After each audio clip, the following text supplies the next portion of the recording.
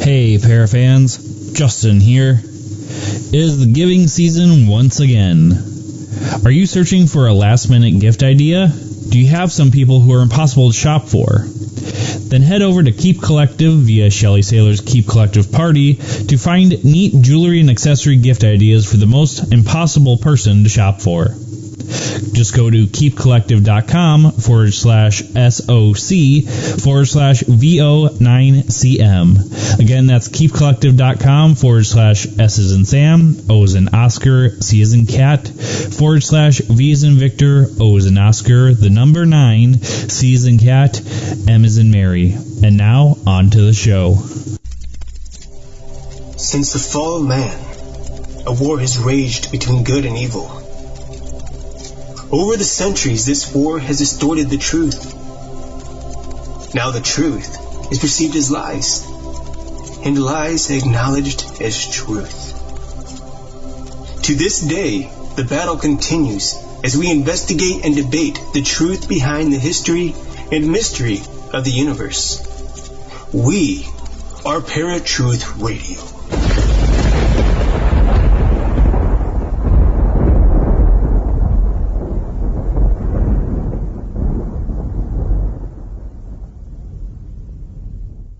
Myths of old and stories of new, lies be told and truths are few.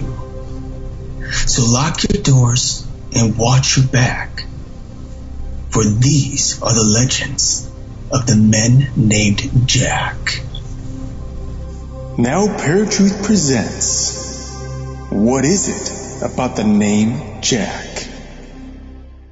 Welcome, Parafans, to a brand new episode of Paratruth Radio. My name is Justin. And I'm Eric. And tonight we got an amazing episode for you. But Eric, my friend, first off, how's the week been for you? How's life treating you? The week is good. Life has been all right. It's been frustrating. Luckily, it's Sunday, which means I only have 5 days of my school career left. Do you hear that in the background? No. It's a good thing I'm on this, because if I was on this, you'd hear it on this other mic. So only 5 days left of my school career. I'm super excited to finally be done. Just kind of no more. Still studying, but studying stuff I enjoy studying, not like, the things I have to be forced to study. So that'll be kind of nice. No more deadlines for school, right, which is nice.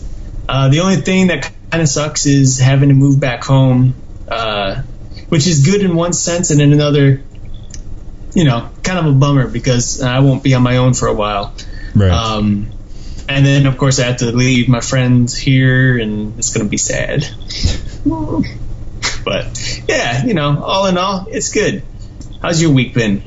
It's been okay. I'm still doing my usual stuff for work and getting ready for the Christmas tidings. Christmas tidings. And the weather's just been just as bad as last week, so we're nice hunkering in and calling it a week. So yeah, it's been pretty good, and just keep doing research for new upcoming episodes. So I hope you guys are ready. So tonight, folks, we got a pretty neat episode for you. Eric actually came up with this one as well. We're going to be talking about the 3 Jacks.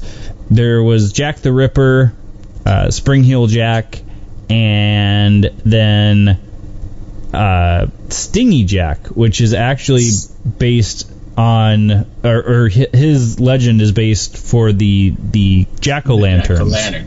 Now I question: is it Stingy Jack or is it Stingy Jack?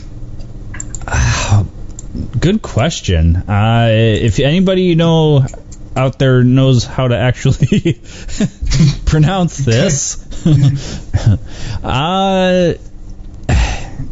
I would say Stingy Jack, but because if it was, I don't even know how to spell stingy, so it might be Stingy Jack. Well, let's get into that legend first and foremost, since we're stuck on the name. I'll let you go over what the legend is about Stingy or Stingy Jack-o'-lantern. Let's go with that. Okay, so the legend is pretty short. It's pretty brief, but it's pretty interesting.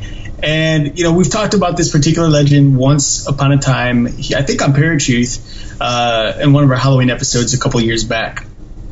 But basically, this is just the story of how the jack-o'-lantern came to be as we know it today, with pumpkins and all. And according to the Irish myth, it's about a man named Stingy Jack or Stingy Jack. Now, according to the story, let's just call him Jack. Stingy. According to the story, this guy named Jack invited the devil to have a drink with him. And, of course, true to Jack's name, he didn't want to pay for the drink, so he basically tricked the devil into becoming a coin.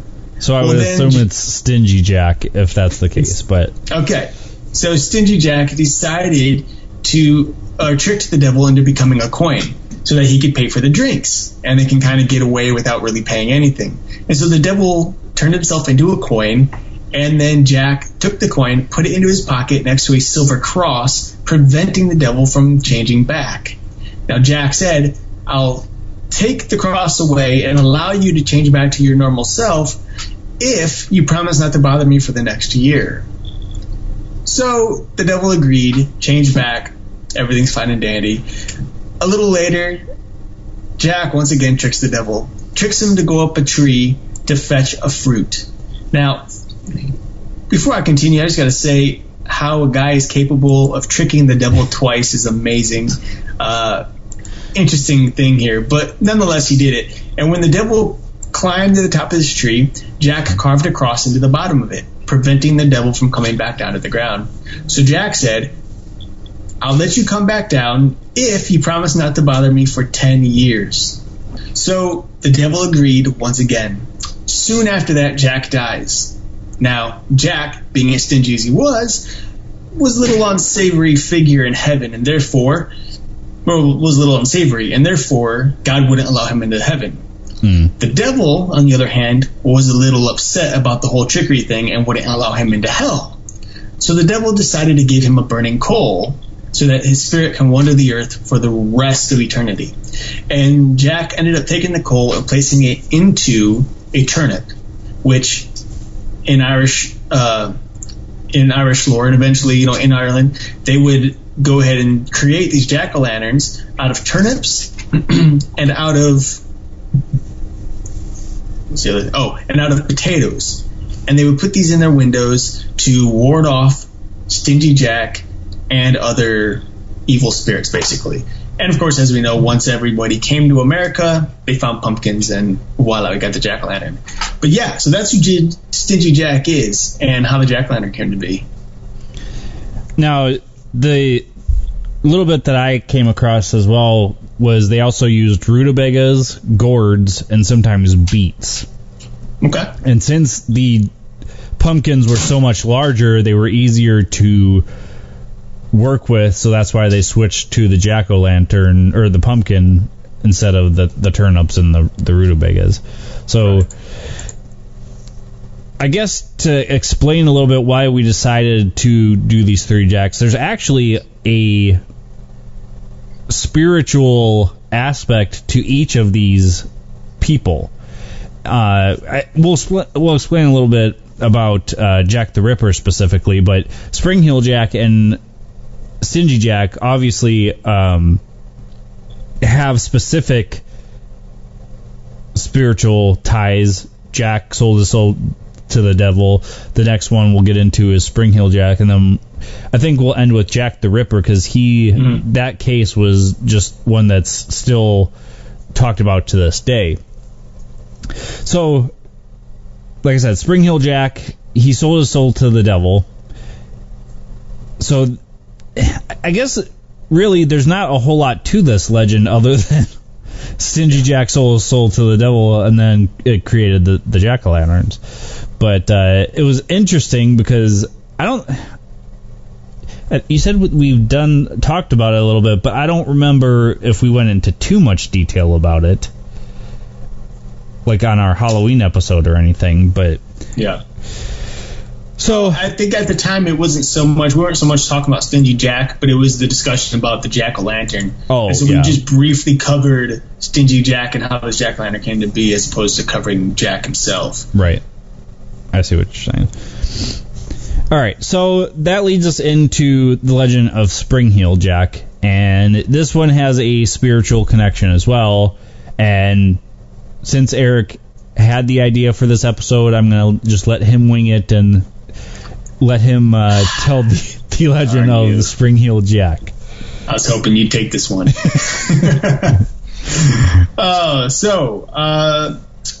Spring-Heeled Jack, interesting character. Pretty much began in 1808, in which a letter to the editor of the Sheffield Times recounted how years beforehand, before 1808, a famous ghost walked and played many pranks upon a historic neighborhood.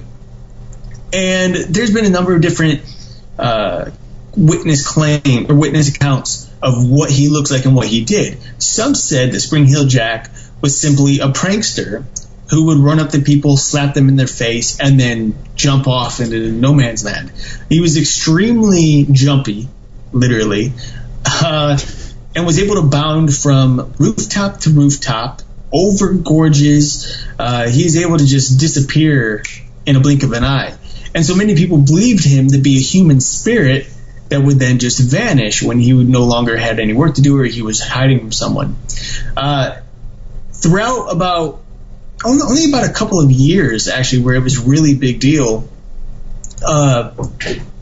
Spring-Heeled Jack would mostly assault women, typically, which is interesting.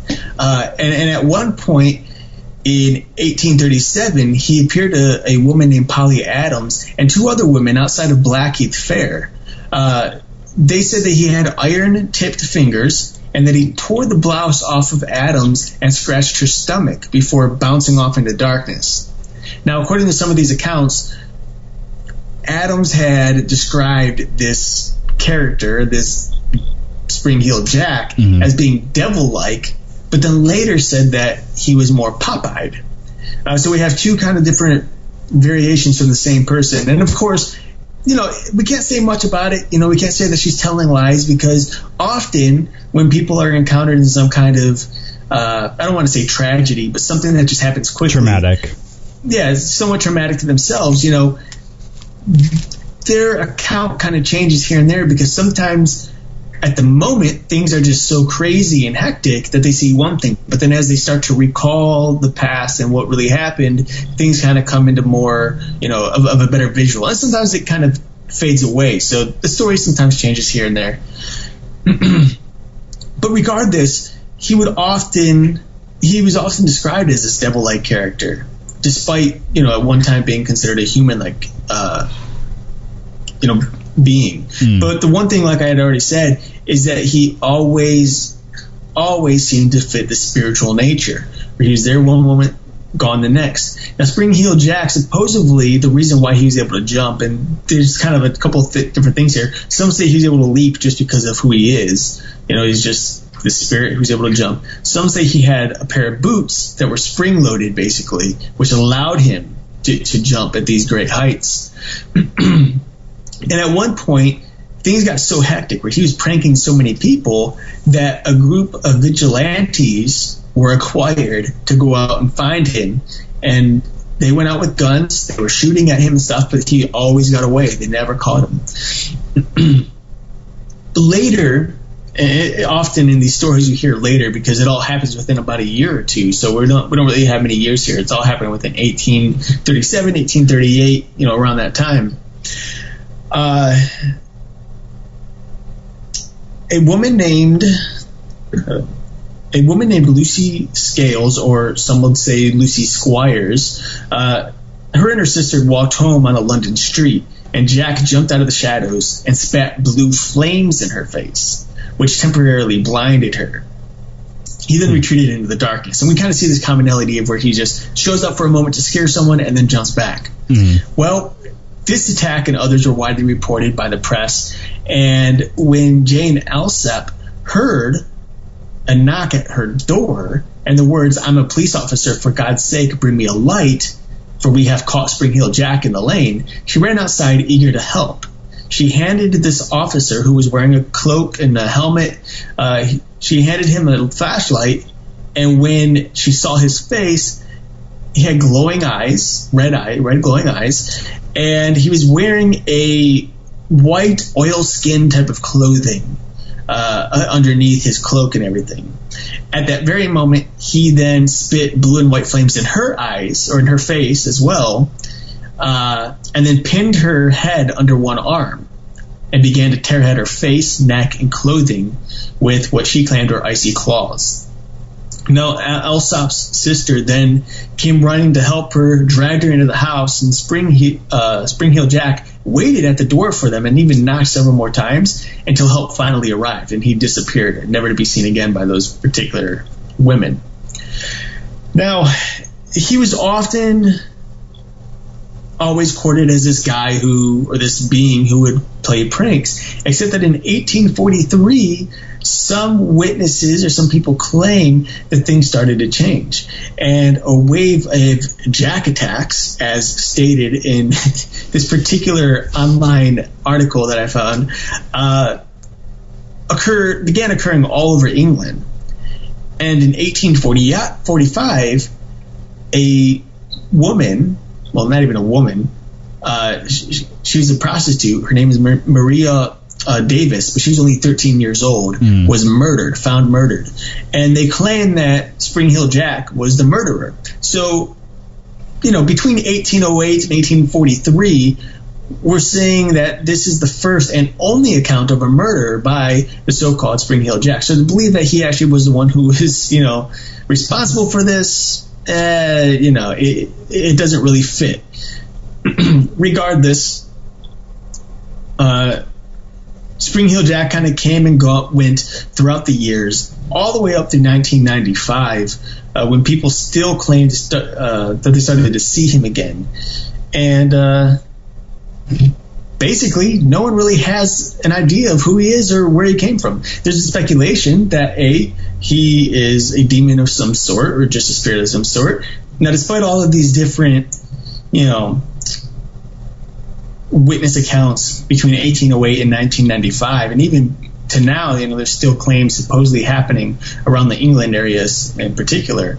There have been people who've come out and claimed that there have been actual people who they believe is responsible for these Spring-Heeled Jack occurrences. Now, of course, it's kind of tough to say because nobody's living from 1808 to 1995, Right. So either he's a spirit of some sort, or whoever originally was Spring Heel Jack, a copycat came along and decided to follow in his footsteps, or maybe it's a family type of thing, or whatever. Maybe passed down through the generation. Yeah, passed down from generation to generation. But that's pretty much Spring Heel Jack. He's this trickster, basically, who was at one time a murderer for a night. Well, it's hard to pinpoint on this one what it really was. I mean, he eventually actually became a hero instead of a villain in stories, being the one that rescued the girl or what have you, instead of the one hurting it. So this is a question to you. Why do you think through stories it eventually became an anti-hero instead of a hero, or a villain rather? Like, what would have associated people to think of him as a hero instead of a villain? Right. I don't know if it's so much that people would think of him as a hero per se. I know that in some medias, or entertainment, I should say, movies, television, etc., people had the creative license to go ahead and do whatever they wanted. They decided to make Spring Heel Jack this anti-hero or this hero instead, for whatever the cause was for their particular story. And so, naturally, people just kind of took on to that. and followed that path. And so you have these two groups that see it as two different things. Now, the origin story is still the same. So why it changes, I think, is simply based on one person's opinion or just their belief or whatever the reason they have. You know, I don't think it has any particular reasoning or doing of him himself, this particular entity. Okay. So another possibility that kind of just came to me, what is your thoughts on this just being a legend that's been passed down through the generations? Because it actually ended up here in the Americas as well. Right. Mm-hmm. Yeah, it did. It ended up here in the Americas right around 1970s. At least that's when he returned to the U.S. I don't have a clear... There's a date here of 1880. That first reported. Yeah, first reported was Louisville, Kentucky, in July of 1880. You know, I completely forgot your question. Do you think that it's just a legend that's passed down from generation to generation? Because since it was in England and then ended up here, it could have just traveled with the family. Right. Yeah, you know, I think it's very possible that it was just simply a legend. I mean, we don't have any real proof. There's no pictures. There's one story from, I think it was the 1840s, in which, actually it was the one story about that Lucy Squire, or not Lucy Squires, so it was during Alsop's story, the one with Jane Alsop. When he ran away, he left his cloak. So for some reason, some way, he dropped his cloak. And yet we have no reference to this cloak actually being picked up. We don't have any pictures of this cloak, no drawings of this cloak. We don't have any reference stating that this cloak was ever real, which is interesting because if this creature was real and really did drop something physical, despite being a spirit of some sort, then why don't we have that evidence today? You know, what happened here? Because that's something I think people would have held on to regardless of the years. I mean, you look through things that are 4,000 years old, history that's 4,000 years old, and we still have those. But this particular cloak just vanishes. So I think there's a very good possibility that Spring Heel Jack is absolutely nothing more than a legend. But an interesting legend at that. Right. Well, it's hard to, like I said, it's hard to pinpoint on this specific one because if it was a spirit, like you said, with the cloak thing, why would he have dropped that? I mean, right. In a lot of legends, there are spirits that carry things or whatever you want to call it, but in a lot of, pretty much every other legend, he is described as a non-corporeal creature that kind of just tortures people. But so what, like, the other thing that kind of comes to mind, like I said, it traveled here to the States, is kind of like what we talked about with the Hellhounds last week. If it is a demonic type creature or a trickster spirit, whatever it is, it could have attached itself to a specific family or set of people that traveled here to the Americas. To the Americas. But I think there was still legends in England of him being around as well, around the same time as when he was in the Americas. Well, and you got to remember that I think some of these witness accounts, I think some of them are falsified. I think some of them are actually true. Believe it or not. And of course, I think people probably question, like, well, how can this be true? You know, like, kind of contradicts this whole legend thing. But anyway, we've talked about it many times. When you hear something, you have something in your mind, you know, a visual or a story, your mind plays tricks on you. You kind of see these things, you know. And I said, like, several months ago, almost, I think it was over a year ago now, where I thought I saw Bigfoot on the side of the road driving home from Virginia. You know, obviously it wasn't Bigfoot, it was a tree. I saw it. I knew it was a tree after the fact. But nonetheless, what I thought I saw at the moment was definitive. I thought I saw a Bigfoot. And then that changed once I got a better grasping of what I was looking at. Now, what I saw was during the day. If it was nighttime, I might have thought I saw a Bigfoot, and then after that continued to think I saw a Bigfoot because I couldn't really determine what it was I actually saw. Like, there just wasn't, I might not have had hard evidence. So if you're outside at night, which many of these attacks always happened at night, then you might see a shadow out the corner of your eye. We all know about shadow people. You might see something leap. It could have been a deer leaping over a fence. Out the corner of your eye or something, or in the shadows, it could be Spring Hill Jack. You never know, right? Right. So I think some of these stories could be true, some of these eyewitness accounts, but it doesn't mean that Spring Hill Jack himself is true. It just means that whatever the person witnessed in their mind was 100% real, even if it wasn't. So interesting, folks. Interesting stuff, folks. We are going to get into Jack the Ripper, but first we're going to Eric's Random Fact today, and we will be right back. Now, Eric's Random Fact of the Day.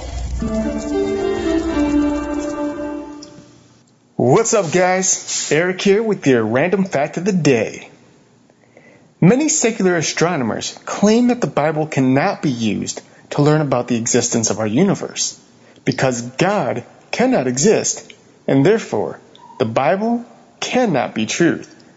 However, did you know that the Bible told us that the earth was round while astronomers still believed that the earth was flat?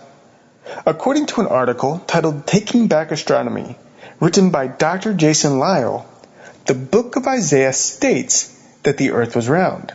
In Isaiah chapter 40, verse 22, Isaiah mentions the circle of the earth, which is fitting considering our earth is round. Interestingly, an astronomer named Pythagoras, who lived from 570 to 500 BC, is credited as being the first person to assert that the earth is round. However, it is generally acknowledged that Isaiah was written in the 700s BC, which means that the Bible set claim that the earth was round 200 years before Pythagoras asserted his theory.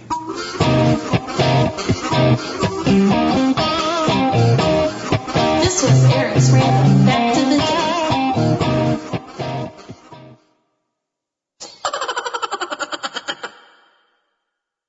All right, folks, welcome back to Pure Truth Radio. My name is Justin. And my name is Eric. And we are talking about the Jacks, specifically Jack the Ripper, Spring Hill Jack, and now that we've figured out the actual name, Stingy Jack. And Stingy Jack is the folklore based for the pumpkins, the jack-o'-lanterns that you put out every Halloween, at least anybody who celebrates Halloween.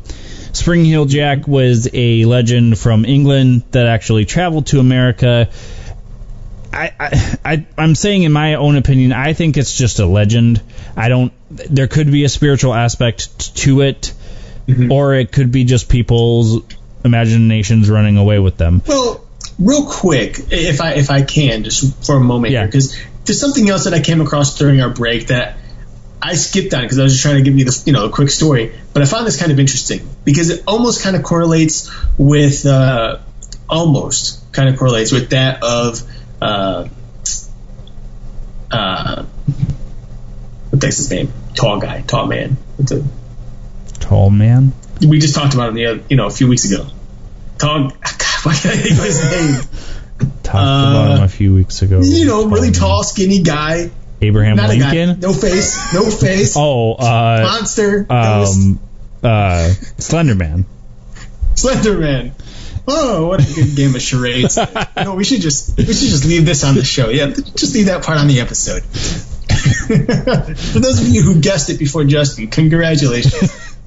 Man. If we had a phone number, we would have just put it out there for you guys to call. Tall guy. The one without the face, the guy. Abraham Lincoln? No, the one without the face. Oh man, it's been a long day. Anyway, I wanted to just bring this up because I thought it was interesting and kind of correlated with the Slender Man thing, and the fact that in this one particular elementary school in West Surrey, it seems as if at one point Spring Hill Jack kind of surrounded himself with children. You know, and we know that Slender Man often, for whatever reason in the stories, reaches out to children.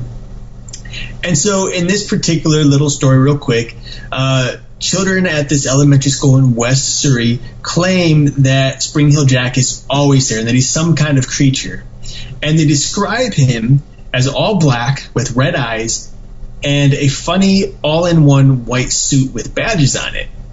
They said that he could run as fast as a car and would approach dark-haired children and tell them, "I want you."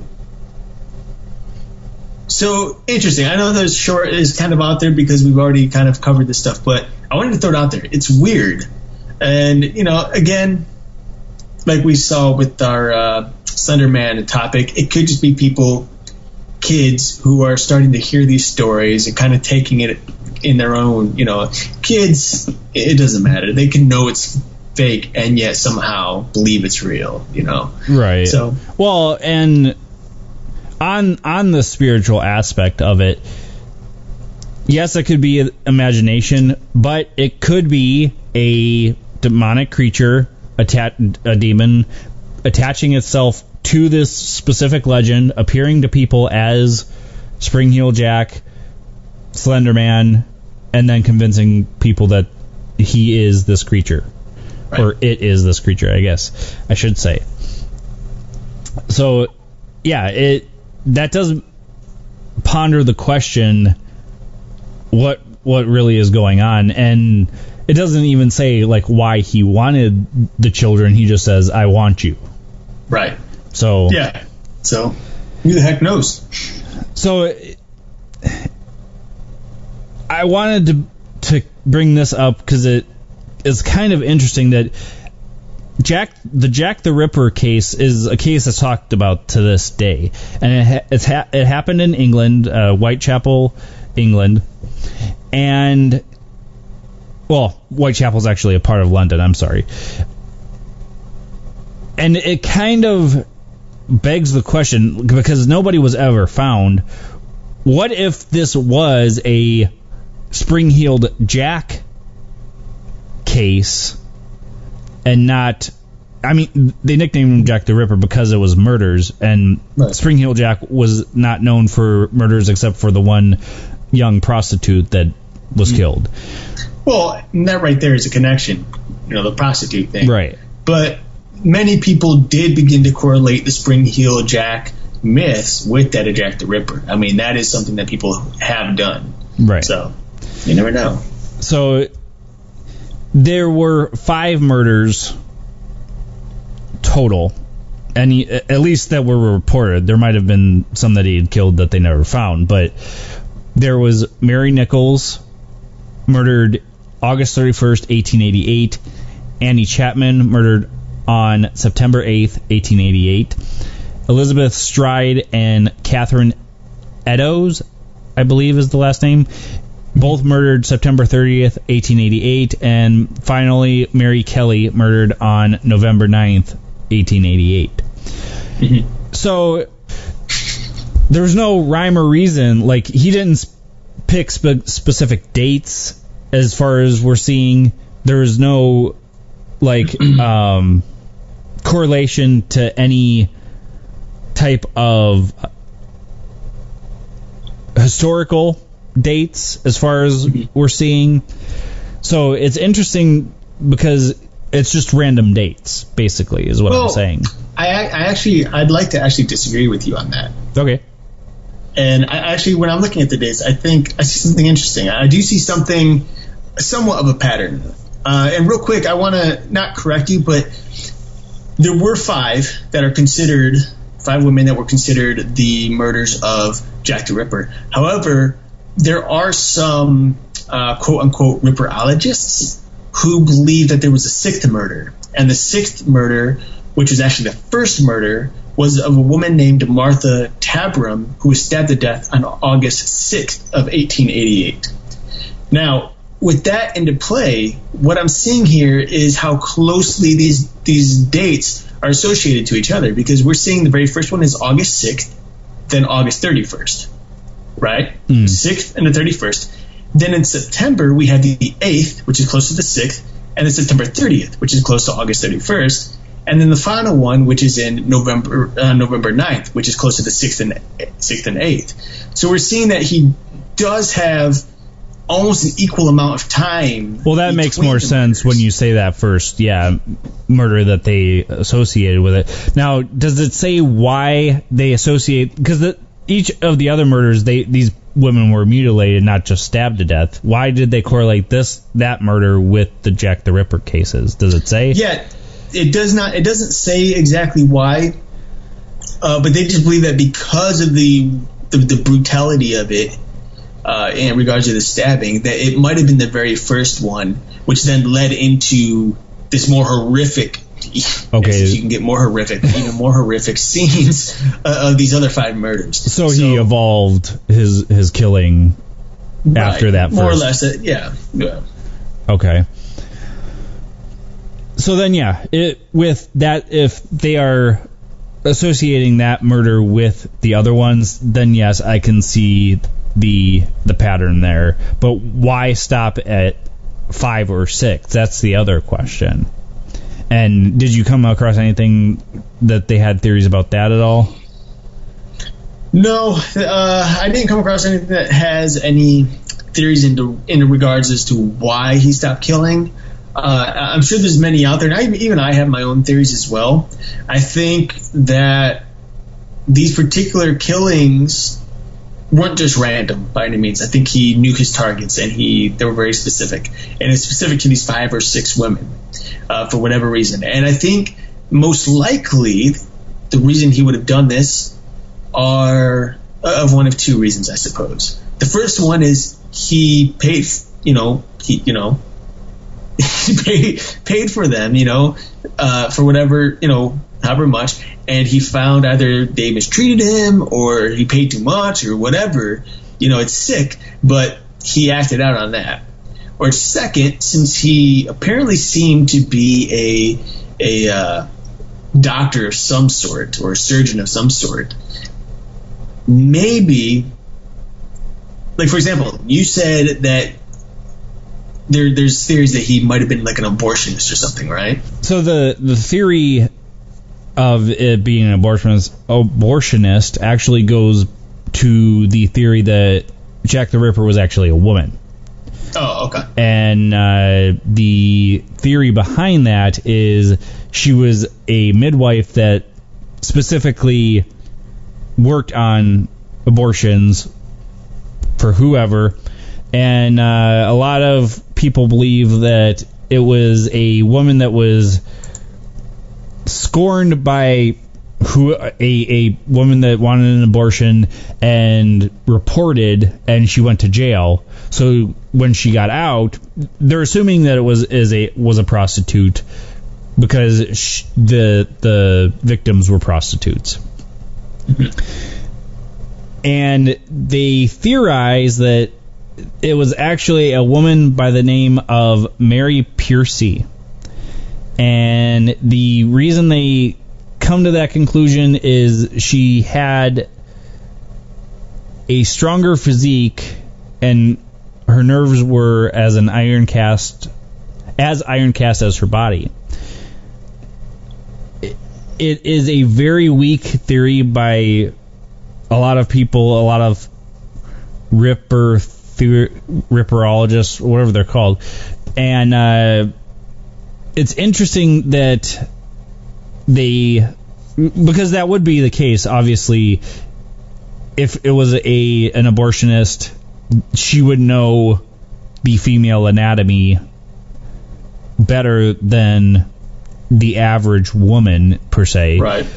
Well, here's the thing. Now, do we know of this woman's what's her name again, or the Mary claims? Piercy? Do we know of her background at all, like her parents' background at all? There is a reason behind his theory. This was a theory by a man named William Stewart. He wrote a book called Jill the Ripper. And the theory is that Mary Piercy had similar background to a mad midwife that was I think his wife's midwife. It says his midwife, but he wasn't a woman, so why would it have been his midwife? But the midwife and Mary Piercy stabbed and killed her lover's wife and child to death, cut their throats, and then later wheeling the bodies into a secluded street. And these crimes were committed in October of 1890, after the Jack the Ripper case. Or after the Jack the Ripper murders stopped, I should say. Okay. Because the only reason I brought it up and asked that question is because I was thinking, if this woman, if indeed it was a woman, this Jill the Ripper or whatever, if she had a much stronger physique, was capable of this, what if she herself was a prostitute as well, but wasn't getting the work that the other women, who were most likely more petite than her, were getting due to their physiques? But then the question would be, why does she seem, or do these murders seem to be that of a doctor's or a butcher's based on the killer's knowledge of human anatomy? And my thought was maybe this woman, if indeed it is or was a woman, maybe her father was a doctor, a practicing surgeon or something like that, or her mother or whatever, and so she kind of learned the trade before becoming a prostitute, and that's why she would have had the skills to do so. And it would have given motive as to why these 5 particular women would have been, on the list to be killed. Right. Yeah, and like I said, most of the Ripperologists claim that this is a very weak theory. I would say that it begs the question, but I mean, we don't really know who Jack the Ripper was, so who's to say it wasn't a woman? Right. But I mean, they also claimed actually Sir Arthur Conan Doyle, who actually wrote the Sherlock Holmes books, claimed that, or believed that Jack the Ripper himself would have disguised himself as a woman to avoid capture and become more readily accessible to other women. It's possible. Which then has you question yet another. This is the problem with unsolved cases. So many of these supposed theories bring up so many questions. And of course, here we go again. Based on science, that's exactly what it does. These theories raise questions. When you get an answer, it only offers you more questions. So if this person, whoever Jack is, dressed up as a woman to be disguised, what if they had a mental disability in which they wanted to be a woman and hence saw these other women who actually were women and prettier than him, decided to go out and kill them because of their beauty? Yeah. I mean, obviously I'm not, there's no way in heck to try to figure out who the killer is. You just can't do it. But trying to understand the possible motives, or putting out these ideas of what the motives were, at least that's a step, and it kind of gives us more to talk about in regards to this particular traumatic story and case. Now, there were a few links to some other people for the murders as well, or at least one in particular. And some claim that there's a very good possibility that these murders were associated with Queen Victoria's grandson, Prince Albert Victor, who is also known as the Duke of Clarence. But again, even with that, there wasn't enough evidence to substantially say that, yes, this is the person. Now, of course, we don't know why they would claim, or, these detectives would claim that Prince Albert Victor would have been the killer. They just state, oh, this is a possibility, but there's no substantial evidence. Say, well, why? Was this person, I don't know anything about him, but historically speaking, was he someone who was just off the chain? Was he brutal? Was he, vulgar? Did he have some kind of something that would make him seem as if he could be a person who could lash out and start killing people, or what? Right. But well, there was also theories that it was the Freemasons and a gentleman by the name of Lewis Carroll, and he was a part of the Freemasons. And if it was just the 5 victims, it would kind of make sense why 5 victims, because a lot of Freemasons, I'm not saying all, but a lot of Freemasons use the Pentacle Star, and if you've ever seen the Freemason symbol, it is kind of in the shape of the Pentacle Star as well, because it's a protractor on one side and then the Freemason V on the bottom with the G in the center. Right. So you're saying... So sorry. And so you're saying that there's a possibility that these 5 murders were something more of a cult style sacrifices, as opposed to just simply being these random murders. Like perhaps there's some kind of sacrifice to a deity or to whatever it is. I mean, Freemasons, they come from all faiths. They're kind of like they're literally those bumper stickers that you see on the highway that say coexist. That's who the Freemasons are. They come from every different faith imaginable on the planet, and they are considered one.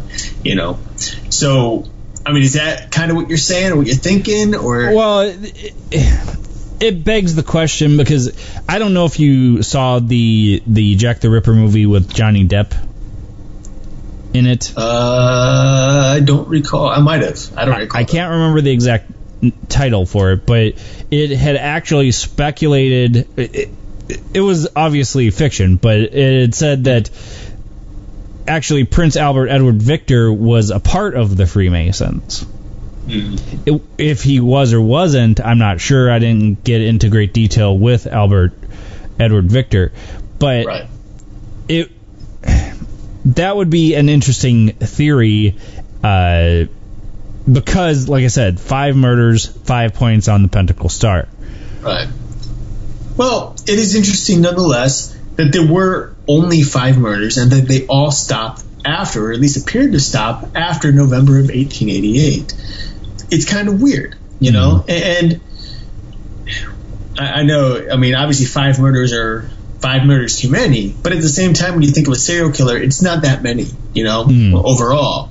And yet, the reason that this story or this case is so popular and so famous is the simple fact that they never found Jack the Ripper.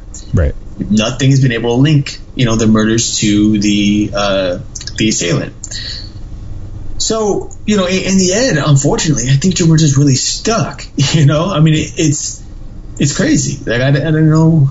Well, there was a article that I came across on History.com that actually claims that a shawl that was found, it was a 126-year-old shawl that was linked to Jack the Ripper, points to an actual suspect because they found DNA on it.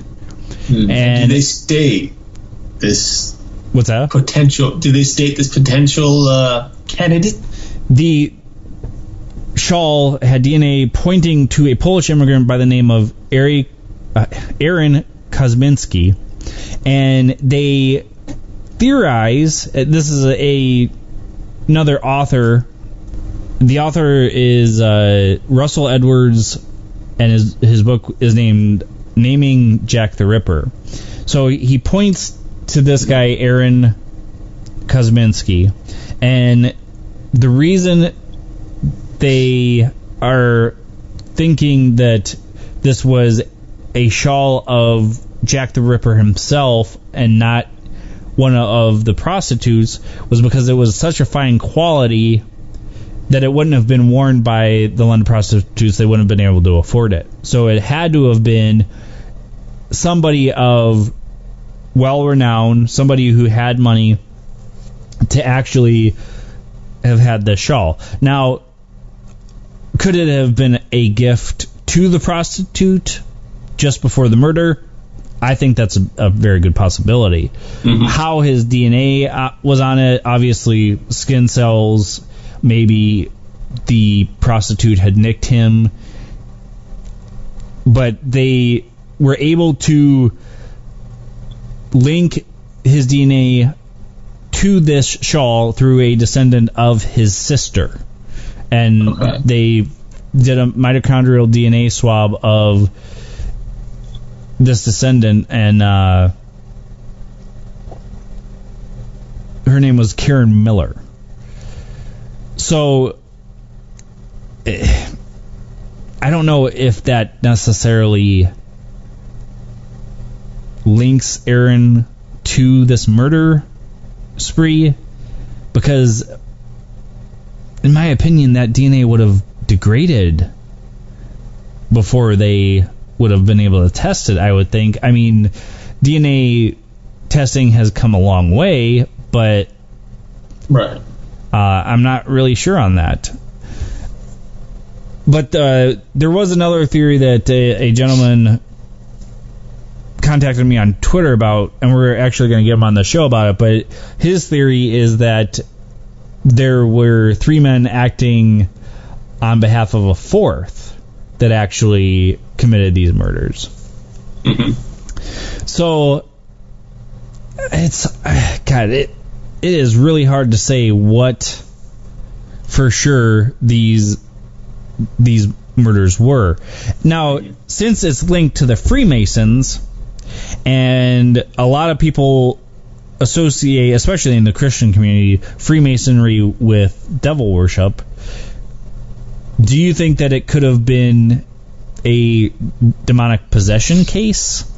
You know, I know some of our friends would immediately say yes, because, you know, the wars against, not against flesh and blood, but against the spirit. You know, and the fears of the heavenly places. And so many would claim that anyone who murders, anyone who does anything evil, even like disease and stuff like that, are all based on demonic activity and demonic possession, et cetera, or demonic influence at least, which I think is absolutely true. You know, I think there's plenty of demonic influence in all of these cases. But to say that this person was literally demonically possessed, you know, there's not enough evidence, obviously, from what we've gathered and what we have to support that theory. Obviously, there's a possibility, but let's face it, people are people. They're fallen, and many, unfortunately, have become murderers because of it. Right. So, I mean, I agree. I mean, humans are sick. So yeah. But yeah, so I in this particular case, I don't think, and obviously this is just way out on a ledge because I can't say one or the other. I don't know. You know, I never obviously didn't meet the guy or anything like that. Thank goodness. Although I probably would have been safe since I'm a guy. You're not a prostitute and you're a guy, exactly. right? At least regardless, you've told me you're not a prostitute and you're a guy. I'll tell you what, I'm definitely not a prostitute. I'm glad that you fight the comment of being a prostitute, but you're kind of on the fence of a guy. Well, I was gonna go the other way, but I was like, well, we'll talk about that. That's after the show stuff. But don't worry, folks, it's okay. Anyway, yeah, you know, I think demonic influence definitely plays a huge role here. Whether or not the guy was actually demonically possessed, I don't know. Now, of course, the murders, the way they were, the brutality of them, could certainly suggest that, yeah, you know, that this could be something demonic, but it's just not enough to say. So you're saying you think it would be more of a possibility of demonic influence, not necessarily possession? Correct. Okay. So that was my point when I said, folks, that there's kind of a spiritual correlation between all of these jacks, because as Eric just said, a lot of Christians believe that murderers are actually demonically influenced. Some say demonically possessed. Mm-hmm. But is that the only reason somebody would kill somebody? Eric and my theory obviously kind of fight the theory of it just being demonic in nature, because both him and I are on the page of that humans are actually very, I wouldn't say evil, but we're fallen people, you know, there's a lot of sick stuff going on in the world. The thing is, here's the problem that I have, and this goes to everybody, but especially the Christians who believe that everything is always Satan. It's like Satan he's the go-to, he's the problem, so on and so forth. That's not always true. You know, we have the ability in and of ourselves to do evil. God points that out very clearly in the scriptures. Cain, for example, killed Abel. Mm-hmm. You know, I mean, that was the first murder, and nothing really stated that Satan entered Cain to kill Abel. Cain just was very upset and killed him. So it's very clear that in Genesis chapter 4, Cain simply kills Abel with his own free will. And of course, obviously, you know, there are people who will state otherwise, who will claim, oh, Satan was there, blah, blah, blah, blah, blah. But when reading the scripture itself, seeing the whole context and understanding the context, so reading it word for word, the name Satan isn't there. And God certainly doesn't say, you know, like we see in the New Testament, where Jesus is often casting out demons and Satan, and when he's talking, even when he talks to Peter, you know, there's one time where he says, oh, you know, away from me, Satan, or whatever, to Peter. And in this case, it just doesn't happen. Cain simply had the evil within himself because he was a fallen nature. You know, we weren't the original creation beforehand. And I think the reason people might say and blame it on Satan all the time is because of the fall originally, you know, in Genesis 3. The fact that Satan was a serpent and deceived Adam into sin, hence any sin from there forward is on Satan. But again, according to Scripture, that's not true. The sin is still on man.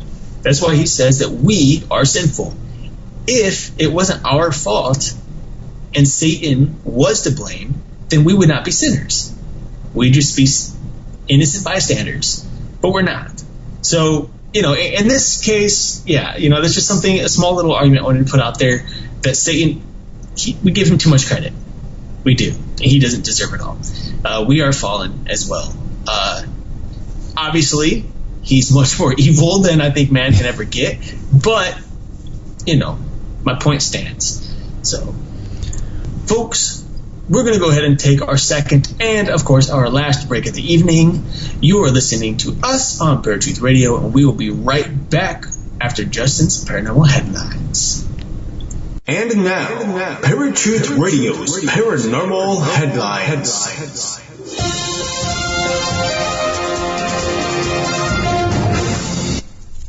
How's it going, Parafans? Justin here with your Paranormal Headlines, and these headlines are from unexplainedmysteries.com.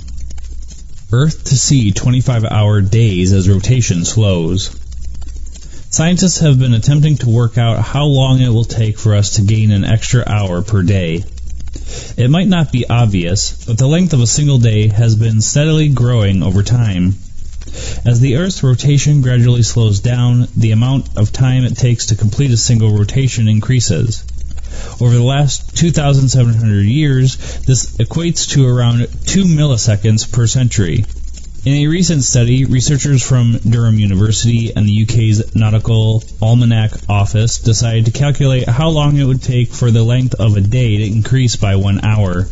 By analyzing historical accounts of eclipses and other celestial events, they worked out that it will take a whopping 200 million years for the rotation to slow enough to give us a 25-hour day. It's a very slow process, said study author Leslie Morrison. These estimates are approximate because the geophysical forces operating on the Earth's rotation will not necessarily be constant over such a long period of time. Trip to the Moon could be available by 2026. Moon Express is hoped to be able to send people on trips to the Moon within as little as 10 years. As if venturing to the edge of space aboard one of Virgin Galactic's suborbital space planes wasn't adventurous enough, tourists of the near future may even be able to go to the Moon itself. Moon Express, a private firm founded back in 2010 by billionaire entrepreneur Naveen Jain, is the only private company to be granted permission by the U.S. Federal Aviation Administration to leave the confines of the Earth and land a spacecraft on the lunar surface. To accomplish this, the company will be teaming up with SpaceX, the private space firm founded by entrepreneur Elon Musk, who has his own ambitions about sending humans to other worlds. Mars is absolutely the right place to be ultimately, said Jain. But the moon is the first training ground and the first stepping stone. At the end of the day, we would rather be a lunatic 3 days away than be a Martian 6 months away.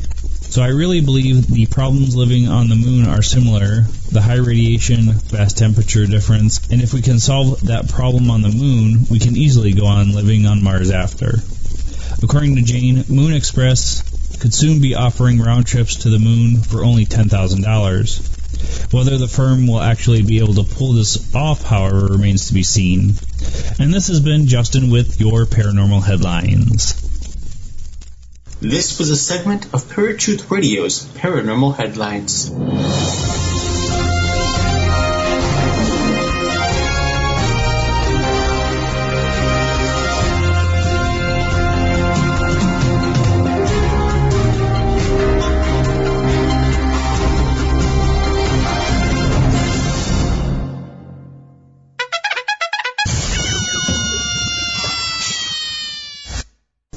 What's up, folks? Welcome back to Paratruth Radio. My name is Eric.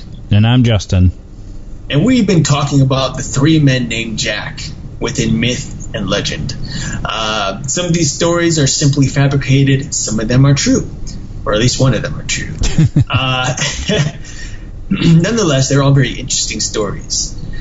Now, there is something I wanted to bring up real quick before we end the show. And Justin had asked me earlier in the week whether or not I liked the title that he gave the show, which is what is it with the name Jack? Question mark. And of course I was thinking about it, and they're like, when I do the transition intros, I try to think of what's quick, what's short, what makes an impact, you know, and what has a good ring to it. And so I tried to come up with other ideas. And basically when I started thinking about it, I realized that there actually is something to the question that Justin has asked. What is it with the name Jack? Because that's something we haven't really answered, and something we need to answer, because when we look at many of these stories, whether it's any of the three Jacks that we just talked about, whether it's Jack and Jill or any of the other little fairy tales that the Grimm brothers wrote up, right, Jack is used a lot. But why is it that in these particular stories that we spoke about today that we had the name Jack? Why do we have Spring-Heeled Jack? Why do we have Stingy Jack? Why do we have Jack the Ripper? Why Jack? You know, why not something else? Well, I decided to do some research because I was like, this is something that is intriguing. Whoa, you did this all by yourself with me not even having to ask. Yeah. So interestingly enough, I came across this nickname, this given name Jack, and it actually is from the name John, which is weird. Some people who are named John are given the nickname Jack. And, of course, I was like, well, why is that? What's going on here?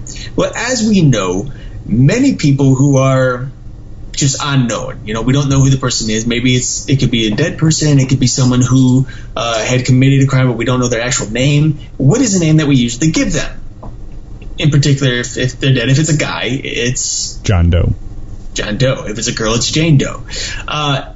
And so basically this is the same thing that happened. John eventually transformed into Jack. And not as quickly as you might think, like, oh, hey, here's John, and now we're going to say Jack. It actually began about 1,200 years ago when Jack originally dated. You know, that's when the name first kind of appeared. And it's simply was used as a generic name for the peasants. Now, John Doe, for example, would often become Jack because it was a quicker name. It was easy. It meant man. Jack means man. And so that's why the term, you know, eventually came to. And according to the Normans, the name that they originally had was Jen, which was their way of saying John. So when they pronounce it, basically say, "Hey, Jen." Well, John eventually became Jenkin, which in turn became Jackin, which then ultimately became Jack. And so now some of these people who don't know or who have a John Doe, they simply name it Jack because, let's face it, John the Ripper doesn't sound very cool. It doesn't have a good ring to it. Stingy John or Spring-Heel John. I mean, since Jack means man, now it's Man the Ripper, Spring-Heeled Man, and Stingy Man. But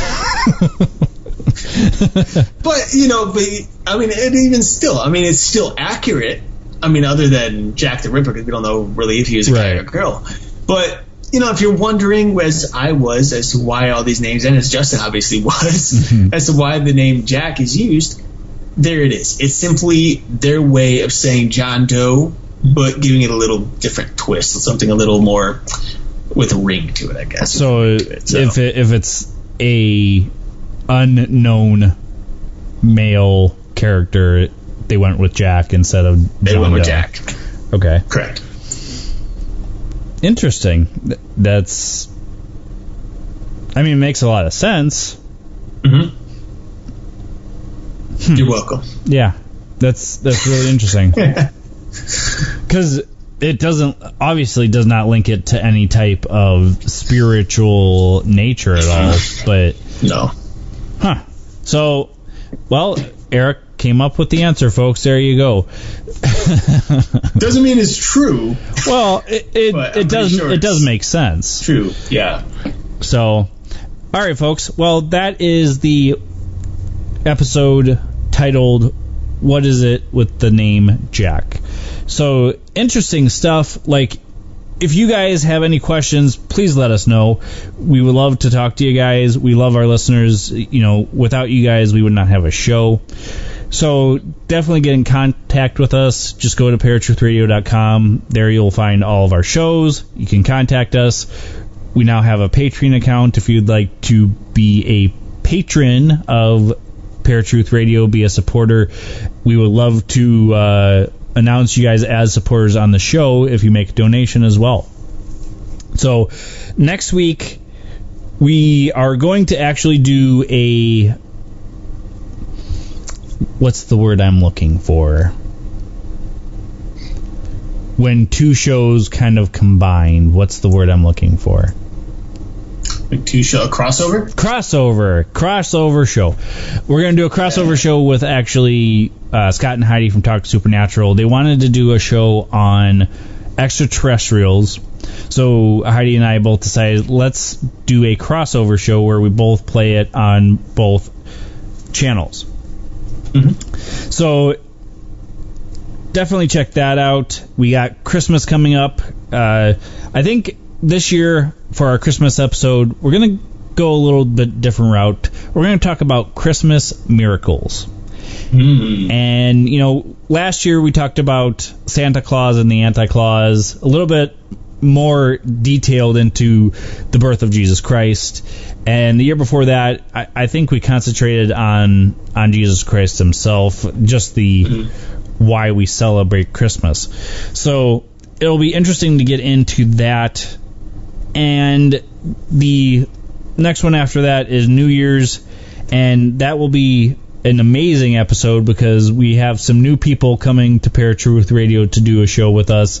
Not going to name any names yet. You guys will have to wait till next week. So until next week, folks, where you will find us, same time, same channel. My name is Justin. And I'm Eric. Peace. Do you love Paratruth Radio?